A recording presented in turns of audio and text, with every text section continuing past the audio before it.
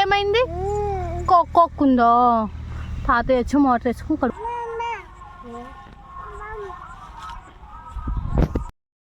Hello అయ్యండి అందరికి, అందరు బాగున్నారా? మేము చాలా బాగున్నాము. ఫైనల్లీ మేము వేసిన వేరుశనగ పంట అయితే చేతికి వచ్చేసింది, కోయడానికి రెడీ అయితే అయిపోయింది. అక్కడికి అమ్మమ్మ మనవరాలు అయితే రెడీ అయిపోయి వెళ్ళిపోతున్నారు. ఇంటి దగ్గర నుంచి అయితే తీద్దాం అనుకున్నా అండి వీడియో, కానీ కుదరలేదు.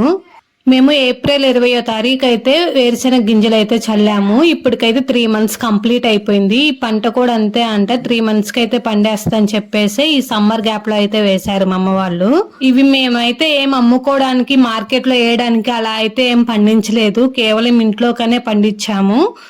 ఓన్లీ 7 kgs వరకు అయితే చల్లాము, అంతమించి ఎక్కువ అయితే చల్లలేదు. పంట అయితే మొత్తానికి ఇప్పుడు అయితే చేతికి వచ్చేసింది. అందరూ చుట్టుపక్కల ఆల్మోస్ట్ అయితే కోయడం కూడా అయిపోయింది. మేమే మాకు తెలిసి లాస్ట్ లో, కానీ వర్షాలు లేవు, కొంచెం పొడిగా ఎండ అయితే కాస్తుంది.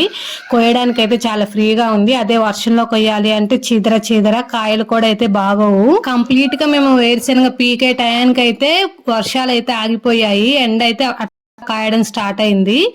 లోహితానికి మెయిన్ పొలానికి తీసుకురావడానికి కూడా కారణం అదే. ఎండ ఫుల్ అయితే రావట్లేదు, నార్మల్ గానే వస్తుంది, అండ్ చల్ల గాలి తోలుతుంది.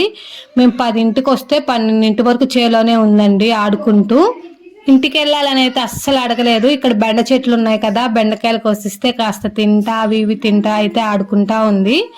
అదేంటో అండి, మేక పిల్లలన్నీ పచ్చి కూరగాయలు తినడానికి అయితే ఇష్టపడిద్ది.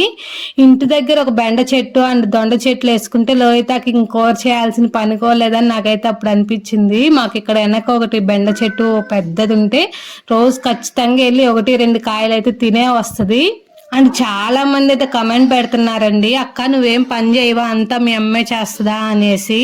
నేను వీడియో హార్డ్లీ తీస్తే ఒక 3 to 4 minutes అంతే కదండి, మిగతా టైం అంతా నేను కూడా పని చేస్తాను. నాకు వీడియో తీయడానికి మా అమ్మకి కుదరదు అని చెప్పేసి తీయదు, నేను కూడా పని చేస్తాను. మీకోసమే ఇవాళ అయితే మా అమ్మతో చిన్నగా వీడియో తీపిచ్చాను చూడండి. అంటే నేనైతే పొలానికి వెళ్తే షర్ట్ తీసుకెళ్లడం మర్చిపోయాను. ఆ ఎండకి షర్ట్ లేకపోవడం వల్ల చేతుల నిండా ఒకటే ర్యాషెస్ అయితే వచ్చాయి. ఎంతైనా తల్లి ప్రేమ అంటే గొప్పదే కదా. నేను షర్ట్ తీసుకెళ్లేదని చెప్పేసి మా అమ్మ తీసుకెళ్ళిన షర్ట్ అయితే నాకు ఇచ్చింది. ఇక లోహిత చూడండి ఎంత ముద్దుగా కూర్చొని తింటుందో. బింగో ప్యాకెట్స్ తీసుకొస్తే ఇలా పిల్లలు ఇసుకిచ్చకుండా వెళ్ళిన దగ్గర ఆడుకుంటా ఉంటే మనం ఎంత పనైనా చేసుకోవచ్చు కదా. అలా కాకుండా ఏదన్నా మారం చేసి ఏడుపు తీసుకున్నారు అంటే మన పని కొంచెం కూడా ముందుకు కదలదు కదా. లోహిత అయితే అలా కాదండి, ఏ పనిలో అయినా బాగా కోఆపరేట్ చేసిద్ది. దాంట్లో మాత్రం మన లోహి పాప బాగా మెచ్చుకోవచ్చు. మధ్యాహ్నం 12 వరకే నేను లోహిత అయితే ఉన్నాము, తర్వాత వెళ్ళిపోయాము. పాపం లోహితకి నిద్ర వస్తుందని చెప్పేసి నేనైతే ఇంటికి తీసుకెళ్ళిపోయాను. అక్కడ లోహిత చెప్పులకి కాక్ అంటుందంట, అదేనండి మట్టి అంటుందంట చెప్తుంది. చెప్పులు ఇప్పమంటే ఇప్పలేదు, చెప్పులకి మట్టి ఉంటే మాత్రం ఒప్పుకోలేదు. నాకు కానీ మా అమ్మకి కానీ కొంచెం పీకడానికి 4 గంటల టైం అయితే పట్టింది. అది కంటిన్యూస్ గా పీకలేదు, లోహితతో కొంచెం అటు ఇటు తిరుగుతా అలా టైం అయితే పట్టేసింది. మేమైతే ఈ మొక్కలకి కలుపులకు కానీ గింజ ఏర్పడడానికి కాయడానికి కానీ ఎటువంటి మందులు అయితే కొట్టలేదు.